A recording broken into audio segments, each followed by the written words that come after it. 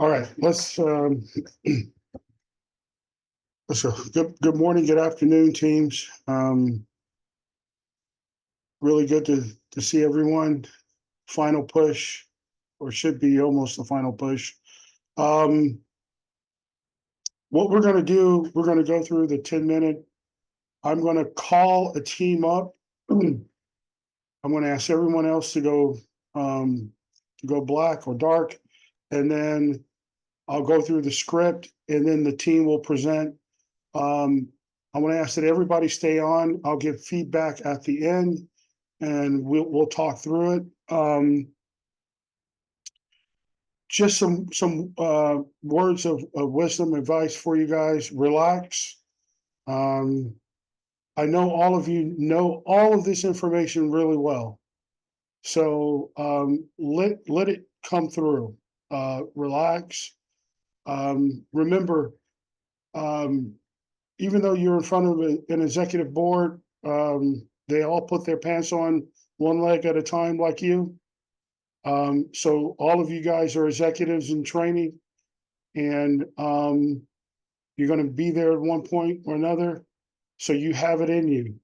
Just relax, let it come through. You know the information, and just have fun. Okay. So let me tell you the order. We're going to go Pouncing Party Panthers first. We'll go Sustainable Technology Advisory next. Renew Way Consulting, and then we'll do Sweet Echoes. And then Global Solutions, when they join, they'll go last. I'm going to set the timer for 10 minutes. Hello, I am Hannah Richardson, and I am the team manager of the Pouncing Party Panthers consulting team. And I'm here with two of my associates, Ben Fuchs and Ryan Wasmere.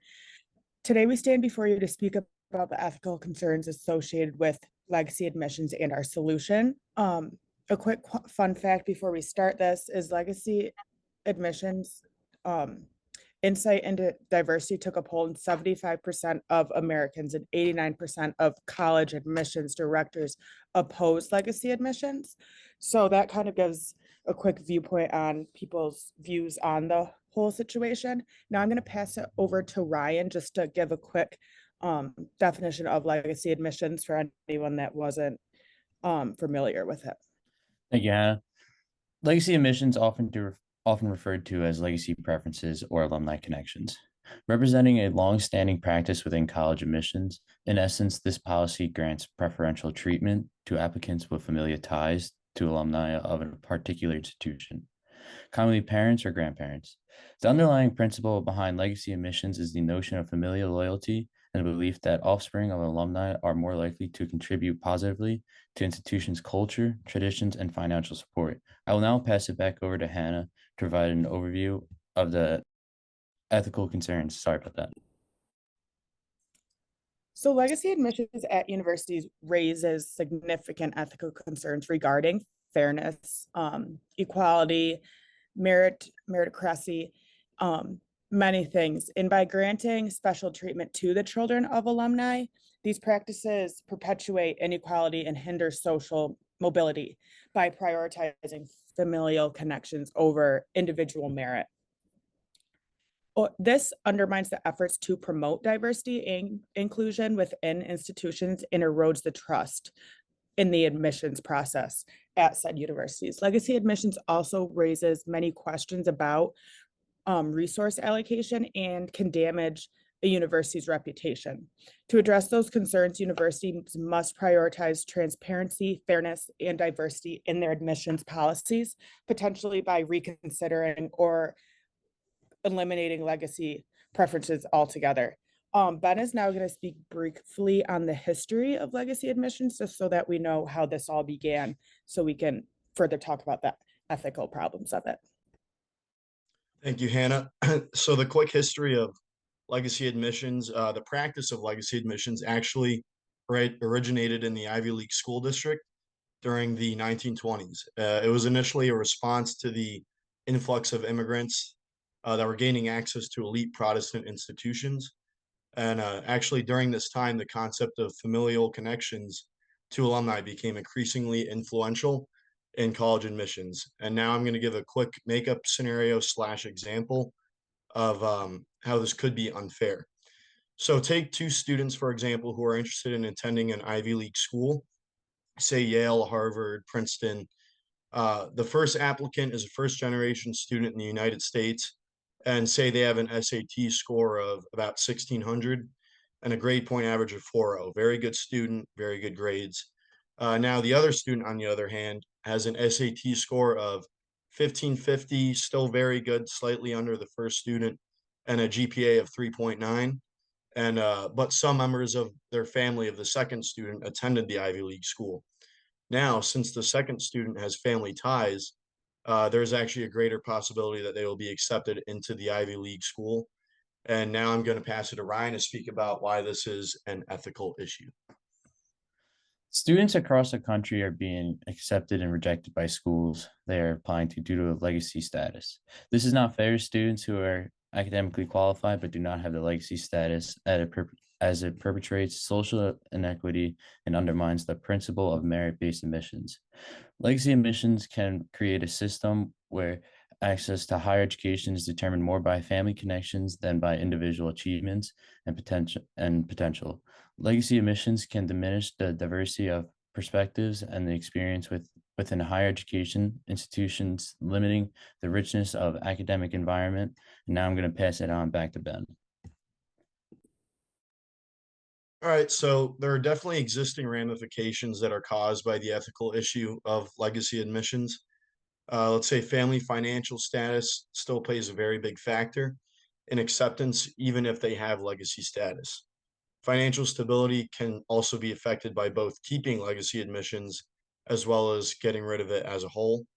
And now I'll pass it back over to Hannah to speak on whether the actions themselves in legacy admissions cases are ethically defensible. So with legacy admissions, there were lawsuits because of discrimination and students being unfairly disadvantaged.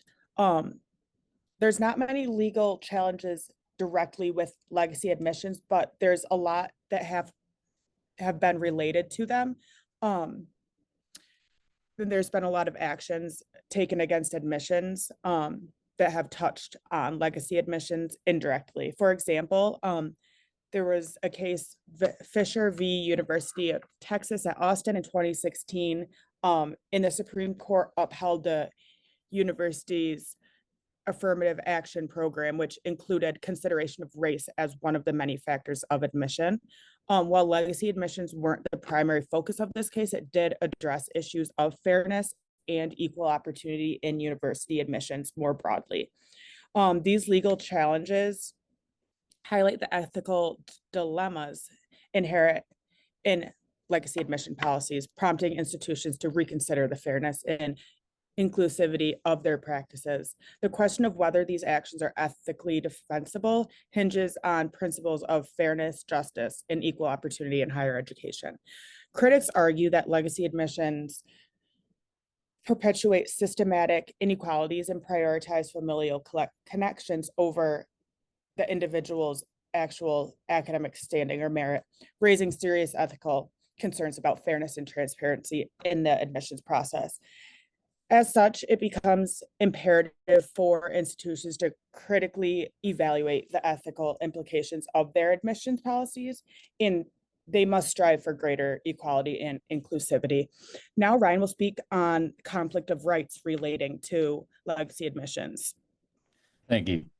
The conflicts of rights that inherit in the debate over legacy admissions are proposed in the solution of banning them. On one hand, there's the right to equal opportunity and merit-based admissions, which advocates for the elimination of preferential treatment based on familial connections. On the other hand, is the right to honor tradition and maintain familial ties to the institution, which advocates of legacy admissions argue are essential to preserving institutional heritage and fostering alumni engagement. Now Ben will speak on the proposed solution. All right, so the solution of banning legacy admissions attempts to address this conflict by prioritizing and putting up front fairness and equality in the admissions process. However, it also risks infringing upon the rights of individuals who value their familial connections to an institution and they view legacy admissions to uphold family traditions. Now, therefore, while the solution aims to resolve the conflict by promoting fairness, it may not actually fully address the complexities of balancing tradition with equality in higher education admissions. I'm now going to pass it back to Brian, and he's going to tell us if the solution is ethically acceptable. The solution of banning legacy admission is both ethically and not ethically acceptable because of the complex interplay between honoring tradition and promoting fairness. While eliminating legacy preferences aligns with principles of equal opportunity and merit base, it raises severing valuable ties between alumni and the institution, potentially compromising ongoing support and institutional growth. The ethicality of legacy admission and banning them is debatable. Legacy admissions promote alumni community and loyalty. Banning legacy admissions promotes fairness, transparency, and equal opportunity in higher education. This approach prioritizes merit-based selection over family connections. However, some may argue that it ignores tradition and alumni engagement, aligning longtime supporters. And now I'm going to pass it over to Ben on his one more thing. All right, as we conclude here, I will tell about a personal experience I do have with legacy admissions in the college application process. I had a cousin who was a first generation Florida State applicant that got in. He was a very smart engineer. He's quite a bit older than I am, and he got in. And then when I applied, I got in because I put down that I do have familial connections. So that is my personal experience with legacy admissions, and that is it. Thank you. Thank you. Okay, thank you. Appreciate it. I'm gonna ask you guys to hold on. You can go ahead and stop your cameras. I'll ask Sustainable Tech Advisory to come on.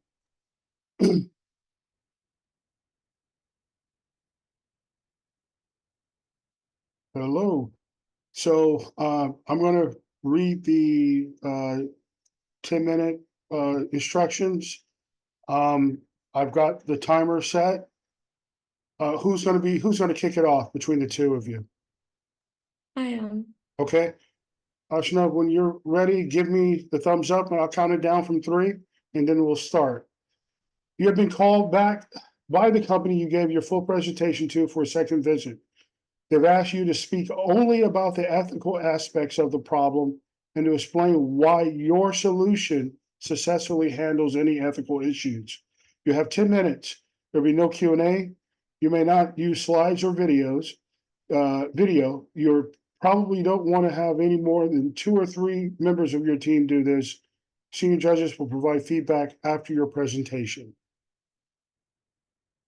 3, 2, 1.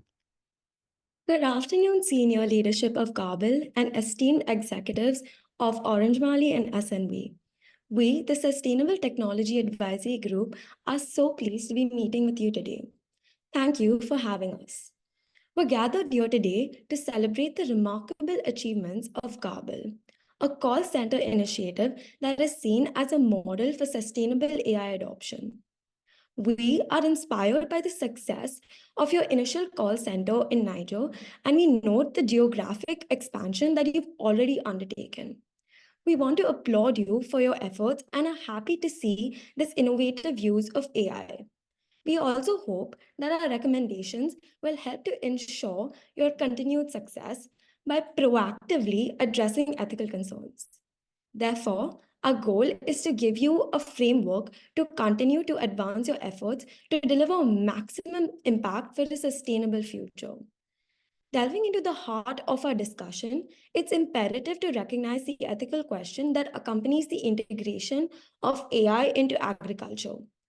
How should Gabel and the network of partners embrace AI to enhance agricultural data services for West African herders? As we're thinking about this ethical question, we see 2 sides of the story. Gabel You stand as a prime example of how AI can drive progress across various sustainable development goals of combating hunger, promoting inclusive innovation, and fostering sustainable land use practices. Yet, with every stride forward, there are some challenges that must be addressed with diligence and foresight. We acknowledge the spectrum of opinions surrounding AI, from skepticism to enthusiasm. However, what we advocate for is a balanced, responsible approach, one that prioritizes the ethical development of AI to propel sustainable development. Through targeted strategies and our commitment to trust, transparency, and accessibility, we believe you can navigate these challenges and continue to pave the way for a brighter, more sustainable future in West Africa and beyond. Today, I want to take a moment to talk about the remarkable impact that Garble is having in the Sahelian region, particularly focusing on one story of a pastoral herder, Salif Sow, and the challenges he faces amidst the climate change. Imagine being in Salif's shoes, a nomadic herder tasked with navigating his cattle through a landscape increasingly plagued by droughts and floods. Every decision he makes is crucial: where to find water, where to graze his animals, and where to avoid potential hazards. But thanks to Garble, Salif now has access to cutting-edge AI-driven agricultural data. Through a simple phone call to the Garble call center, he can tap into a wealth of information, from soil issues to weather forecasting, all filtered through AI insights.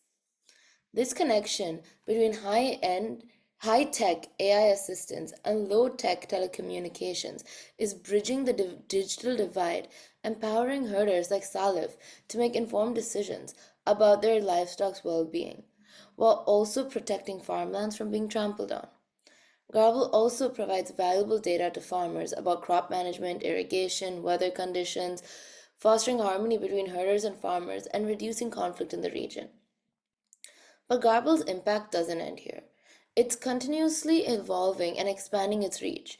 Just look at work with other organizations like Action Against Hunger and Danish Refugee Council, incorporating AI technologies for forecasting conditions and movements of herders. As Garble continues to innovate and adapt to emerging AI technologies, the sky's the limit for its potential impact. Traditionally, tensions between herders and farmers have existed, but the conflict has worsened over time, primarily driven by land use issues exacerbated by droughts and floods, as well as challenges related to grazing lands. Herders grappling with these challenges often encroach upon farmlands, further intensifying the conflict. Moreover, militant groups in the region exacerbate the situation. However, Garble is providing a solution by mitigating land use challenges and easing conflict in the region. Garble's work is not just about providing data, it's about transforming lives, ensuring the sustainability of herding communities, and fostering peace and prosperity in the Sahelian region. We commend Garble for its success and encourage it to continue expanding geographically and exploring new agricultural arenas, always staying at the forefront of innovation. In the realm of agriculture and AI, remarkable innovations are reshaping the landscape. While Garble leads the charge with its transformative technologies, other companies like Gamaya and FarmWise are also making significant strides. Gamaya utilizes drone-captured images to pinpoint stress factors, enhance irrigation practices, and bolster yield predictions, while FarmWise pioneers AI-powered robots for precise weeding and farming tasks. Garble stands at the forefront with a diverse array of AI technologies poised for implementation. These emerging innovations hold immense promise in combating hunger, optimizing land use, and fostering sustainable communities. By making AI accessible to herders and farmers, Garble has already made substantial contributions. It is imperative that we continue these efforts guided by the ethical imperative to harness technology for the greater good. The Sustainable Development Goals of combating hunger, promoting inclusive innovation, and fostering sustainable land use practices, facilitating relevant work, and increasing economic growth are advanced through Garble's current practices. Yet, there are some concerns surrounding climate change with AI's energy use, widening inequality and the digital divide, and security and data privacy issues. As for a cost-benefit perspective, there are some risks both for the company and for society, and there are costs associated with managing those risks. There are initial investment costs, data privacy and security risks, training costs, and dependency risks. However, the benefits such as increased productivity, efficiency gains, risk reduction, sustainable practices, information access, and conflict mitigation far outweigh the costs. Our recommendations allow Gabel to effectively mitigate the risks of AI implementation while reaping the economic and social benefits. Firstly, we believe that Gabel should continue its current practices, leveraging its community-centered approach as a model for communication efforts. Secondly, a review of AI options is imperative to enhance data analysis and drive efficiencies. And lastly, stakeholder engagement is crucial to understanding the needs and concerns of herders and farmers, fostering trust and transparency, the core values through an iterative communication strategy. Moreover, Gabel should adopt AI into its current model, selecting tools that enhance information provision to herders. Expansion of AI and data services should be prioritized to extend the AI-enhanced model to farmers in West Africa and beyond. Lastly, the establishment of a responsible AI strategy is paramount, incorporating best practices to ensure ethical and sustainable AI adoption. As to my closing statements, I'd like to say that Gabel's journey toward integrating AI into agricultural practices holds immense promise for sustainable development. By carefully considering the costs and benefits and implementing our strategic recommendations, Gabel can pave the way for a brighter, more prosperous future for farmers, herders, and communities. Together, let us embark on this journey toward a sustainable and technologically empowered tomorrow. Thank you.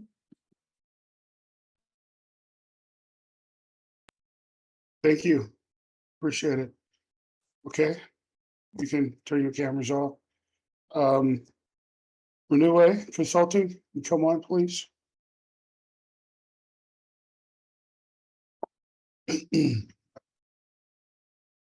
Okay. Who's gonna go first? I will.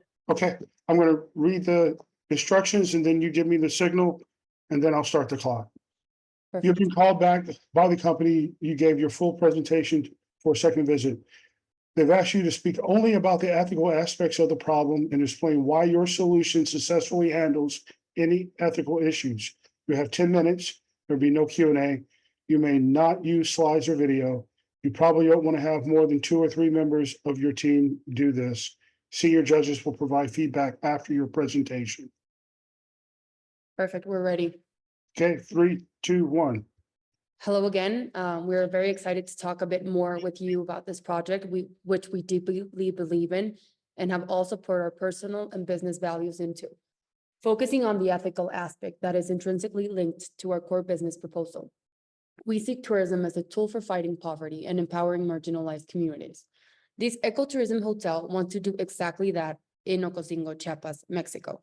We are creating jobs and providing a path out of poverty for local residents in the area. We will connect tourists with the local community. This is a win-win situation where visitors have an enriching experience while contributing to development of the area. We aim to be the first company to do this type of initiative here in Mexico, but with Wilderness Safari support, we can expand this into other communities around the world that need our help. We need economic progress that benefits everyone by creating good jobs, protecting the environment, and respecting workers' rights. The role of business is tackling poverty is amazing. We need to create solutions for groups affected by this issue. Ocosingo, as you may know, is a large municipality in Chiapas, Mexico. It is widely known for its ecological significance and role as a commercial hub. It serves as a gateway for the Lacandona jungle, a popular hotspot for biodiversity. Still, the unemployment rate in Ocosingo is higher than the national average, affecting particularly vulnerable groups such as women, youth, and indigenous populations. Exclusion is evident, and the limited access into essential services like education, health, and economic opportunities, perpetuating inequality and hindering personal and community development. So what we're gonna do is revitalize the Yaxche Hotel in Ocosingo, Chiapas by transforming it into a sustainable glamping site and restaurant. This ecotourism venture will focus on environmental and social well-being. We will be employing more or less 80 local during the construction and operation, promoting poverty reduction. We will implement training programs that will empower local workers for success in tourism. Profits will be reinvested in social programs and community development initiatives that the project will be strive for achievement availability, products and services for low-income residents, getting fair wages and benefits for employees, and generating economic development in priority areas. Also providing access to quality healthcare and essential services. Every initiative will be based in non-discrimination and aim to support local businesses and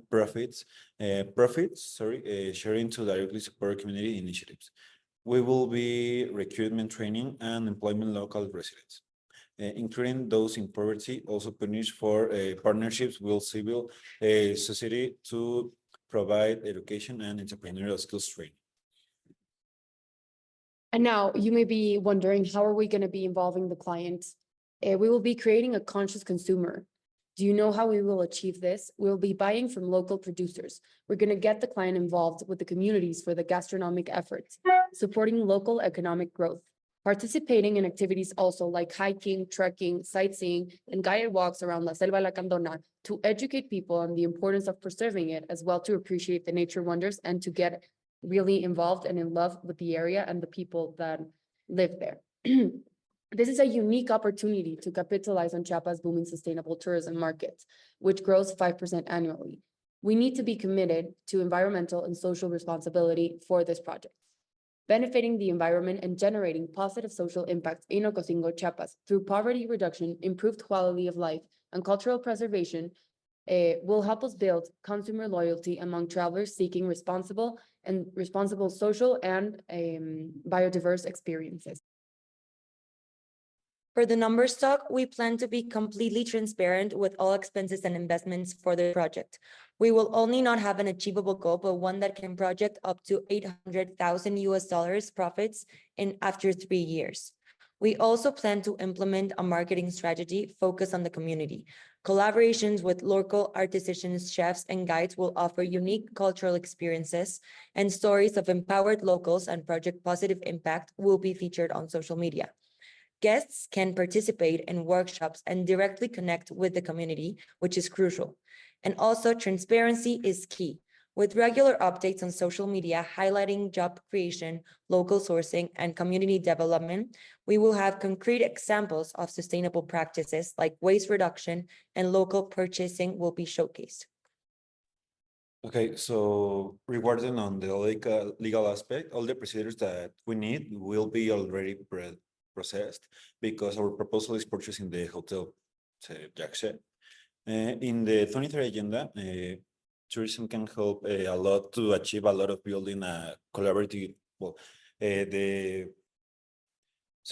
the achievements that we can help is building a collaborative governance, prioritizing our biocultural heritage, simulating traveler confidence by promoting sustainable destinations, financing and founding projects that really impulse a change in the Ocosingo community and the world. Our company is prioritizing the safety in high-risk areas. We've partnered with food safety experts like food safety CTS to develop ethical and secure solutions. This approach protects our operations while fostering positive relationship with local communities, reflecting our commitment to responsible business practices. Environmental initiatives take center stage. With the elimination of plastic bags, water conservation programs, and a focus on non-petroleum-based vehicles, we will focus on conservation efforts that extend beyond the local grounds, with reforestation projects and wildlife preservation programs, this ensuring the continued health of the surrounding ecosystem. Positive wildlife experiences are a crucial part of the guest experience, but these interactions are carefully designed to have a positive impact on the habitat. Ethical community initiatives are a priority. Local communities are empowered through employment opportunities by incorporating fresh produce from the hotel's own garden into dining experience. Finally, the architecture itself pays homage to the natural world, featuring tree-shaped domes that echo the Lacandona rainforest. This thoughtful design is a constant reminder of the deep respect for the nature that guides every aspect of this unique destination. Okay, so Ocosingo faces lots of challenges of poverty and gender discrimination. We will be including our personal values and the company's pillars into every aspect. For environmental sustainability, we practice renewable energy, waste management, and water conservation to protect biodiversity and improve lives. We will generate an ethical work environment. This means that ethical collaboration between companies and communities, respect for local rights, and promoting of local employment to combat poverty. Inclusion and equity is also one of our main focuses in this project. Analysis of gender discrimination and strategies for equal opportunities and collaborations for inclusive policies will be implemented. Now I will be concluding and asking you, we're offering a unique stay. It's a transformative vision for a brighter future in Ocosingo and later the whole world. Poverty affects a staggering 76.4% of the population. Empowering the community through job creation is crucial. We are offering a cultural exchange and an understanding between visitors and the Mayan community in this area. We are shifting towards a fair future, generating revenue that strengthens local businesses and fuels development for the communities. We're offering a compelling vision where prosperity, environmental responsibility, and cultural exchange thrive together. Please join us. You'll be a part of creating a more sustainable and equitable future for all. Let's make this beacon of hope a reality in Ocosingo and further in the future for the whole world. Are you ready to venture into the Selva Lacandona with us and also generate a real, sustainable, and socially responsible future for tourism? Thank you very much. Thank you. I really appreciate it. Okay, turn your cameras off. Just one sec. I want to take some more notes.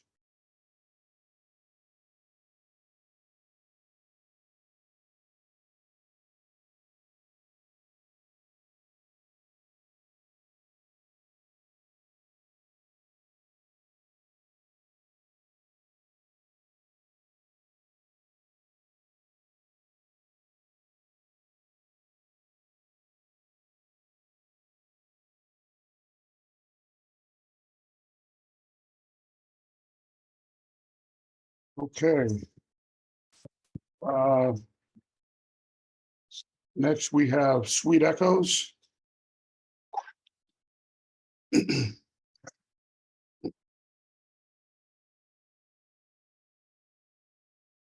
Hello, good afternoon, good morning. Good morning. Okay. I'm going to go ahead and read the presentation. Just going to be the two of you. Yeah. Okay. Can you turn your volume up a little more? Because I can hardly hear you.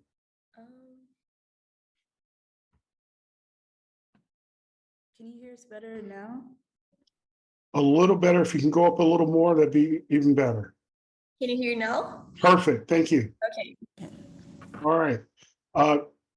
I'll read the notes. You give me the signal and then I'll count it down. Okay. Okay. You've been called back by the company. You gave your full presentation for a second visit. They've asked you to speak only about the ethical aspects of the problem and explain why your solution successfully handles any ethical issues. You have 10 minutes. There'll be no Q&A. You may not use your slide or video. You probably don't have any more than 2 or 3 members of your team do this. Senior judges will provide feedback after your presentation. Thank you. 3, 2, 1. Hello, Board of Directors at US Sugar. Thank you so much for welcoming us back to continue our conversation. My name is Clemens, and this is my partner, Nicole, and we are a part of Sweet Echoes Consulting. Our goal today is to not only help you guys step into a brighter future, but leave echoes of inspiration for others. In our previous conversations, we had talked about sugarcane burning, and while it had proven to be an effective method of discarding the waste created during sugarcane harvesting, we also saw that it was holding the company back financially and causing detrimental effects to not only communities, but the environment surrounding these plantations. We also saw that sugarcane mechanization was a much better avenue to follow, as many of the positive impacts that would be attributed to this change would be caused by using the waste that is typically discarded during harvesting as a secondary source of income, thus creating a domino effect that can positively impact communities and the environment and allow them to thrive. And now my partner, Nicole, is going to talk about some of the environmental and ethical implications. Thanks, Clemens. So regarding the undesirable direction which US sugar is taking, one of our primary ethical concerns here is how harmful it is to the environment. This company, by burning sugarcane, is generating tons of CO2 into the atmosphere. A study by Science Direct showed that soil CO2 emission was, on average, 37% higher in the burned sugarcane area compared to the unburned area. And although it is impossible to stop carbon emission altogether, there certainly are unnecessary activities that could and can be terminated that will certainly alleviate the effects of these detrimental gases, one of them being sugarcane burning. The emission of greenhouse species like CO2 largely contributes to climate change, both on a local and global level. This is an extremely serious issue today for being proven to cause a rise in temperature that affects the lives of everyone, though more specifically the less wealthy. Moreover, US Sugar's current practices are very much against the United Nations Sustainable Goal number 12, responsible consumption and production. By producing and releasing so much carbon dioxide into the air, US Sugar is not only fostering an unsustainable environment, but also acting as a fairly irresponsible producer, regardless of what the law says. US Sugar claims on their website, and I quote, to follow a rigorous and regulated pre-harvesting process in which farmers apply each morning for a prescribed burn permit to the Florida Department of Agriculture and Consumer Service. Still, the following of the law does not make it suddenly okay or ethical for the company to keep engaging in controlled burning practices when there is no real need to. A lot of places worldwide are already turning from controlled burning to mechanization, like Brazil's biggest state producer of sugarcane, São Paulo, and there is nothing preventing Florida or US Sugar from doing the same. This company, by being the largest producer of sugarcane, not only in Florida, but in the whole United States, could really turn into a model for others to follow if willing to change towards more ethical sugarcane production methods. Among the impacts generated by the warmer temperatures from sugarcane burning, one I would like to focus attention on right now is air pollution. Because individuals cannot really choose whether they're exposed to air pollution for either not knowing about it or for not having the means to escape it, controlling air quality is a matter of protecting overall public interest and also the lives of people from vulnerable populations. Not only does air pollution harm the health of individuals, plants, animals, and the entire ecosystem we live in, but it also damages the very crops on which sugar is planted, making the land less productive in the long run. Air pollution can directly contaminate the soil, and when US Sugar directly engages in practices that can damage the very land the company needs to produce their main source of income and profit, which is sugar, the company is also auto-sabotaging itself. Now I'll pass it over to my colleague again so she can further explore the social implications of sugarcane burning. Thank you, Nicole. Another one of the greenhouse species that we wanted to focus on today is carbon monoxide. And this gas is especially nefarious to humans because of its ability to form a complex of blood called carboxyhemoglobin. This complex is also it's being tested when wanting to see whether or not someone has carbon monoxide poisoning. The gas has been linked to neurological defects, cardiovascular disease, asthma, and diabetes. New studies have even shown a linkage between exposure and personality changes and memory loss. All of these conditions can seriously dampen one's quality of life. When we look at diabetes, extra care has to be taken to make sure that a person afflicted with this condition has all the correct levels at all times.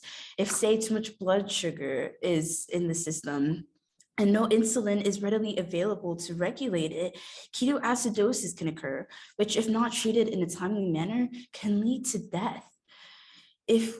With asthma, smoke is a known trigger for asthma attacks, and this smoke can be breathed in through sugarcane burning.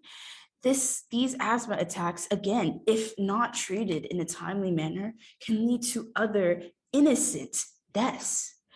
Not only do these conditions pose a terrible financial burden for these low-income families, with hospital visits ranging between $400 to $28,000, this also becomes a mental health issue, as seeing loved ones in pain can be so devastating for many.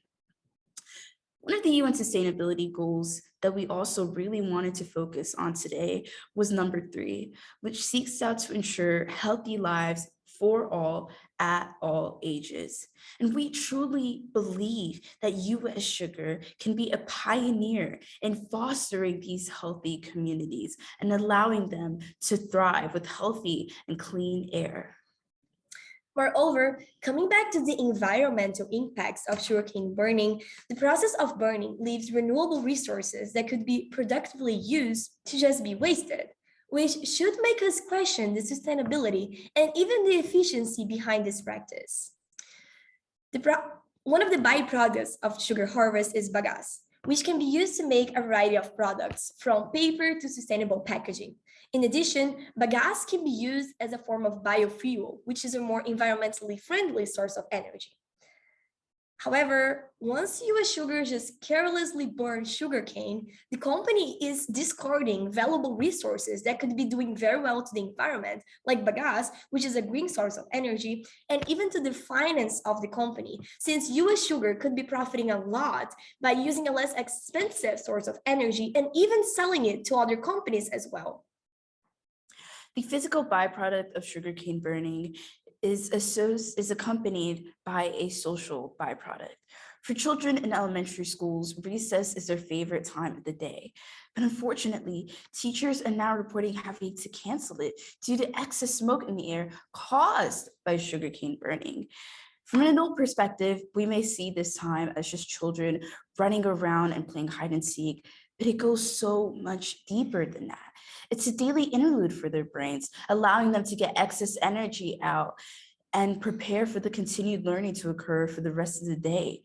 It allows for so many important social skills like problem solving, cooperation, and communication to build, allowing these children to become well-rounded members of their generation.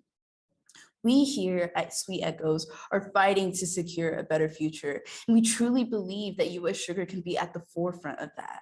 With sugarcane mechanization, so many new jobs can be created, and these jobs can be used to create roots in these communities that can enrich them and allow them to flourish for generations to come.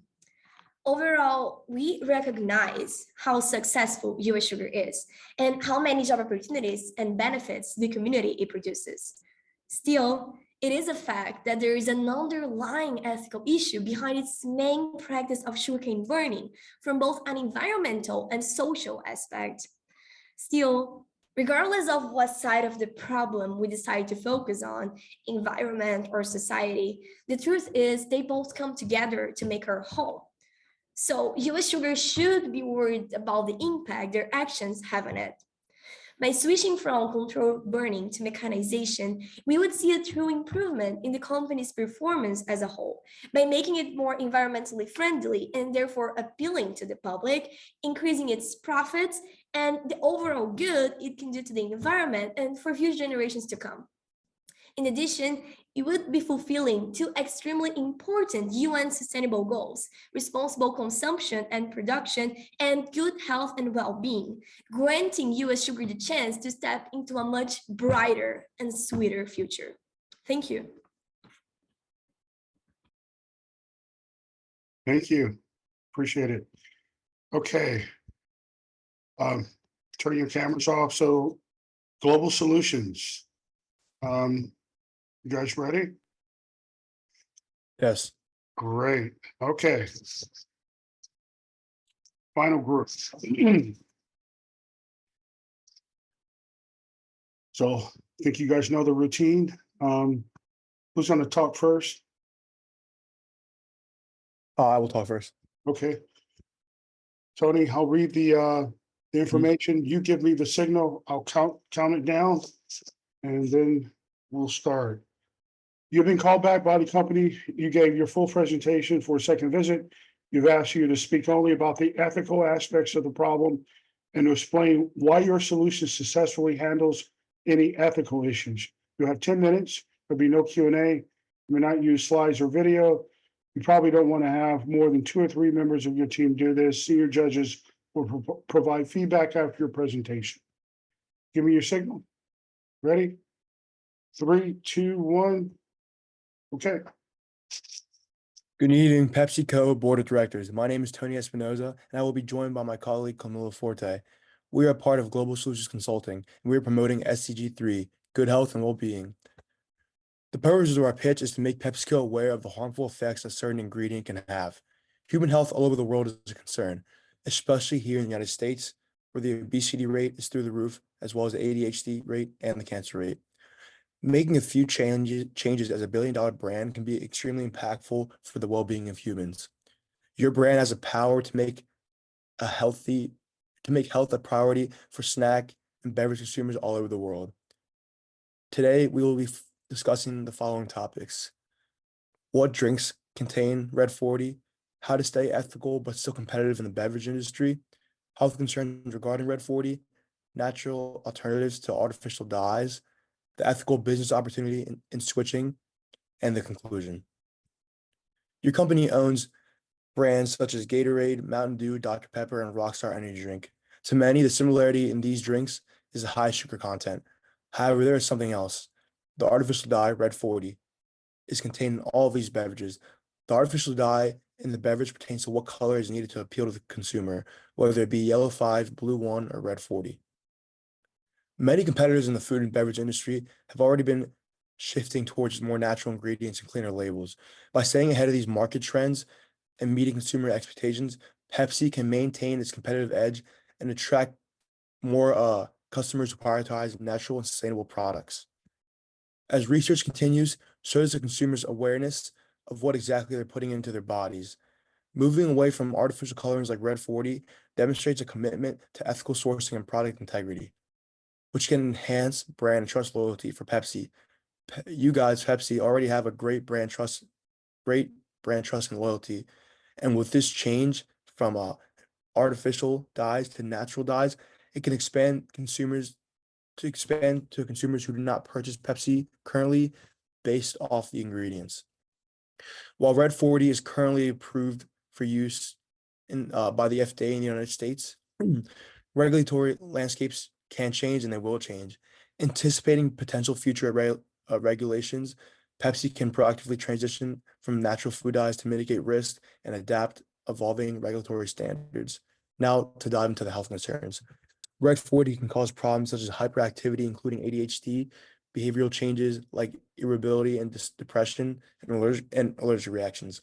Studies have shown that artificial dyes can bind to the DNA and proteins inside the cells. There's also some evidence that synthetic dyes can cause severe inflammation, and inflammation will lead to other issues.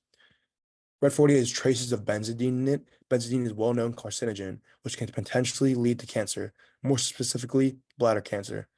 Benzidine is a chemical that does not occur in nature, so it is being artificially made. Most importantly, Red 40 can have detrimental effects on children.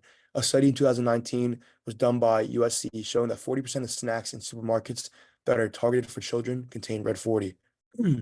This artificial dye is known to cause increased levels of ADHD in children, and since their brains are still developing, it can be very detrimental to them.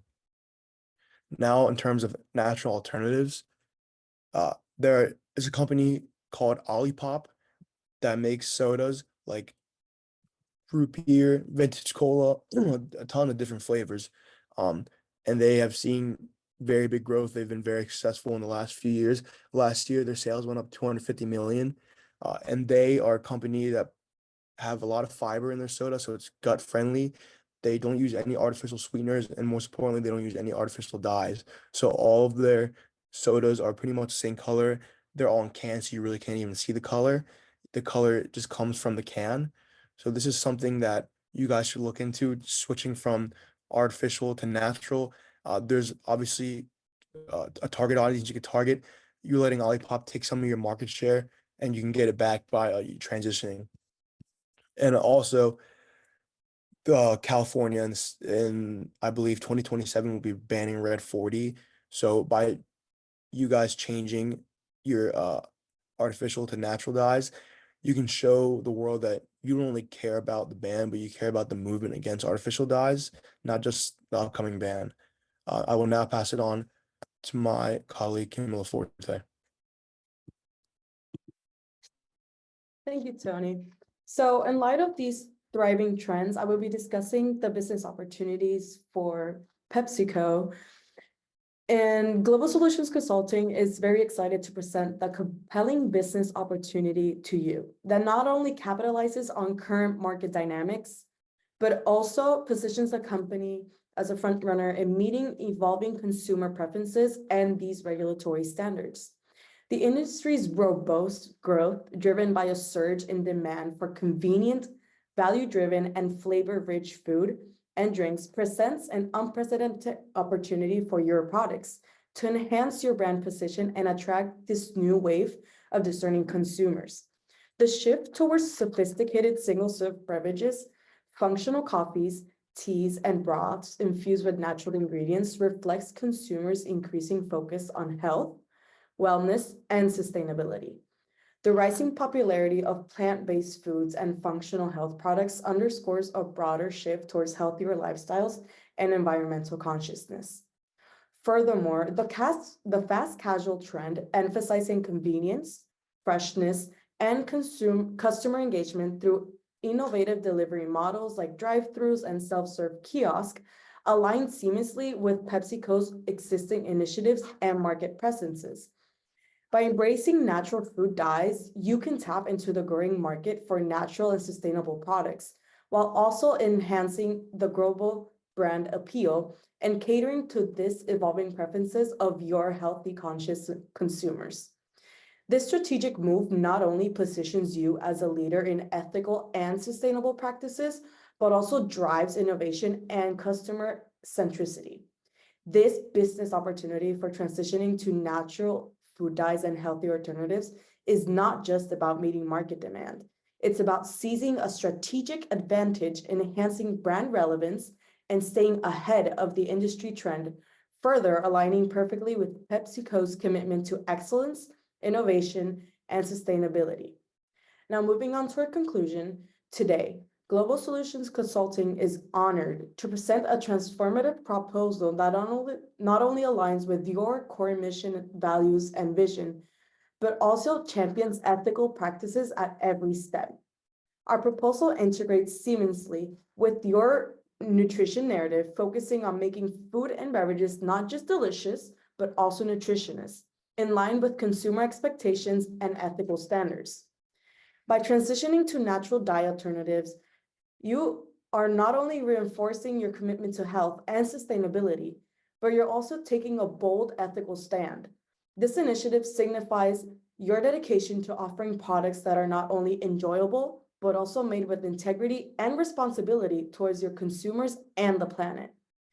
This shift towards healthy alternatives underscores your ethical values, providing consumers with a transparent and healthier choice, while also contributing to a more sustainable future and ecosystem.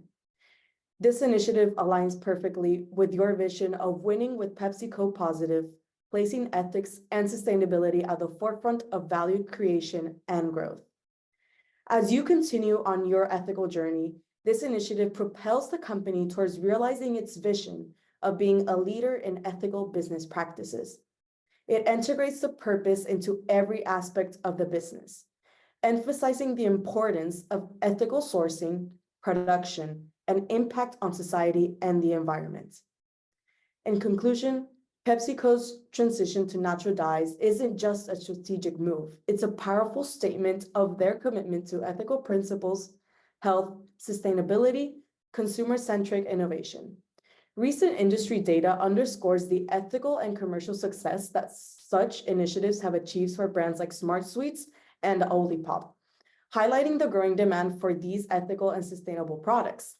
By embracing the Pepsi Positive initiative wholeheartedly, you can drive this positive ethical change even further than you're trying to do, setting new benchmarks for ethical excellence and leadership in the industry.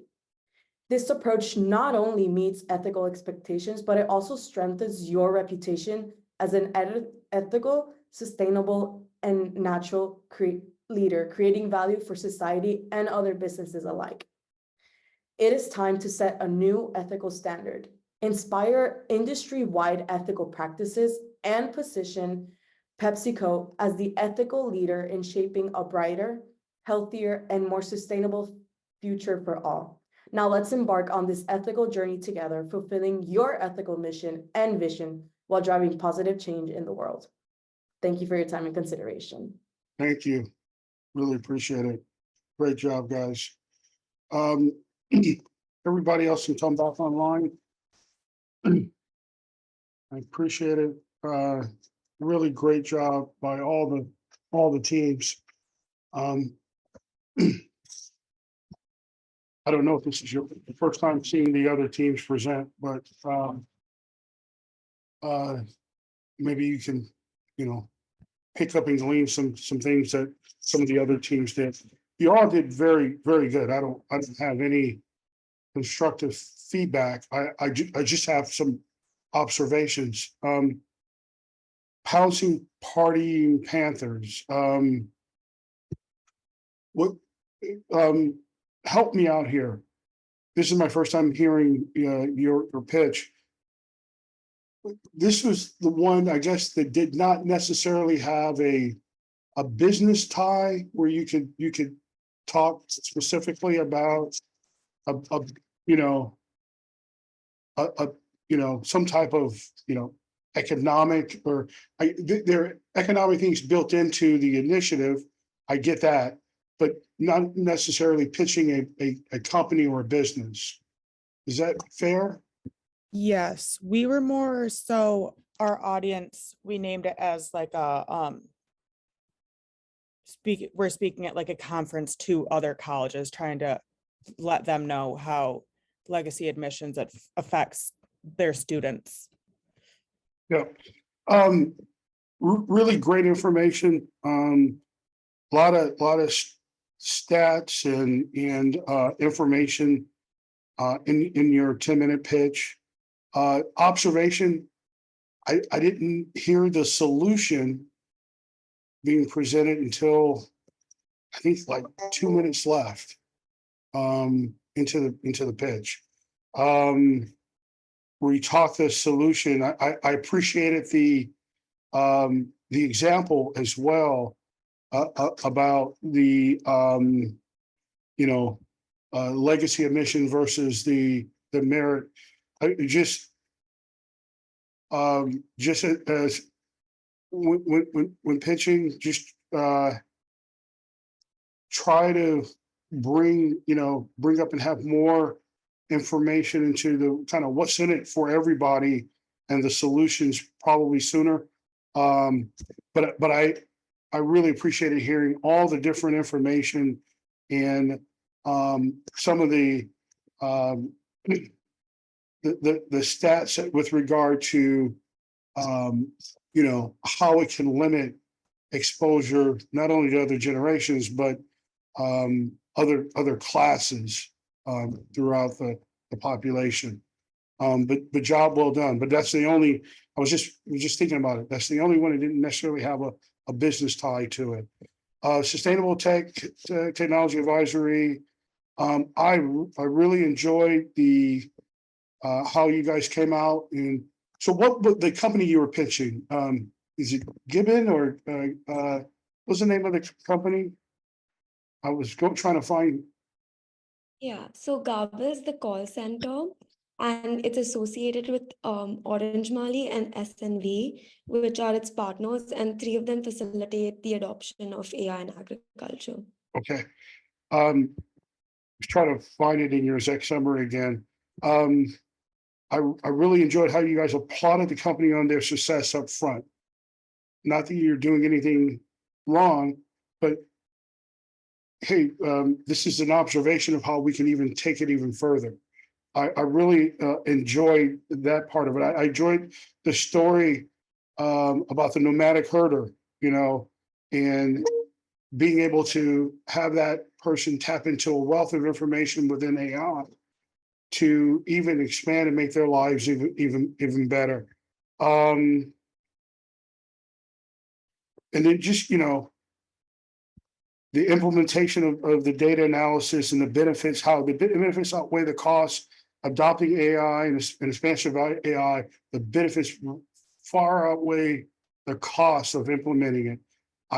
That kind of brought it home, and I appreciated hearing that. Renew Consulting Group. Again, I've heard the pitch before. This is the only group that I heard before, and again, all of the pitches were very ambitious. I enjoyed how you tied in the annual growth to the company. The ecotourism has 5% annual growth. You invited the company to join to be part of something really big within the community, within this particular region, and how they, and how their impact would saturate and be part and be a benefit to every part of that community or that region, and how everybody could play a role in helping to make this a success.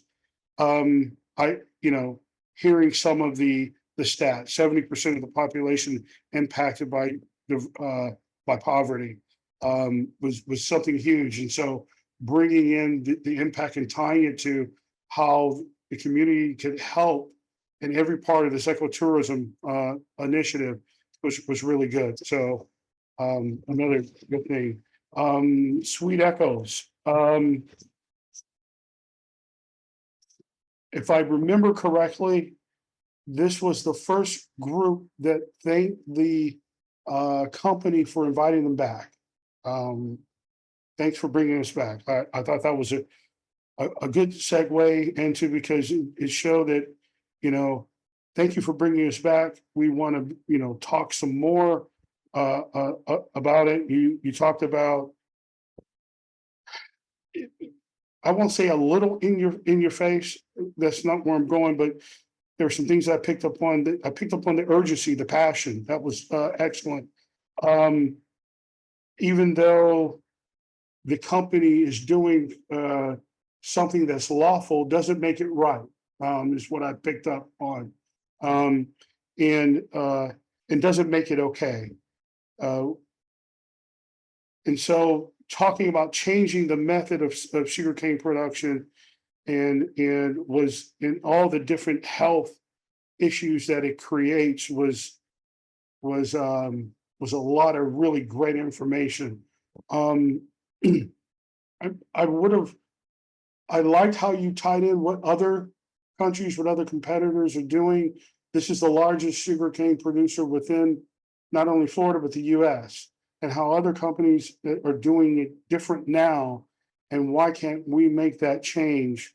And from a business perspective, I probably would have wanted to see, and I'm pretty sure you showed it in the first presentation, the cost benefit analysis of making that change. But probably in this pitch, even though you're talking to ethics, kind of highlighting again, here, it's not going to take that long. Here's your investment and you get that back. But I really enjoy hearing you talk about doing it differently also creates opportunities and more job creation. We can use things in another way. And so you actually have, not only can we do it better, but it creates more opportunities from a health perspective, but from an economic perspective as well. So I enjoyed hearing all of that and seeing all that put together. Global Solutions, PepsiCo. A lot of great information on red dye, artificial dyes. And I like hearing about, what the competitors are already doing, kind of, the same with Sweet Echoes. you talked about making a change. And I know you guys showed it in the first, but what's the, PepsiCo's this huge company off doing something now a certain way, and they're kind of stuck in their ways. What's the, it's not that big of a, deal, guys. I'm not saying it's not that big of a deal, but you're saying that you're trying to impress upon a company. Here's an investment.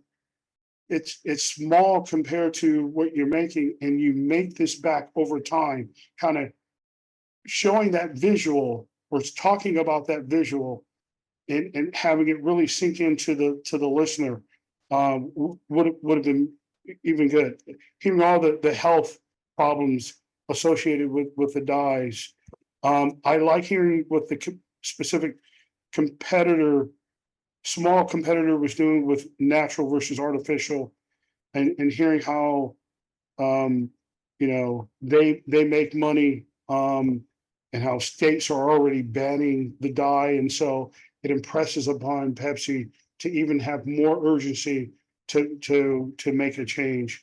The closing stuck out to me. It was like, you guys are a great brand. Pepsi is a great brand. Let's improve upon your reputation. This is a huge strategic move that you can take that can help drive Pepsi even further. That was impactful to me as well. Again, fantastic presentations, really good stuff. I really appreciate having the opportunity to be a part of this and listen to all you guys. Much success in the future. Again, congrats. You guys did a great, amazing job. That's all I have. Thank you. You. Thank you. Thank you. Thank you.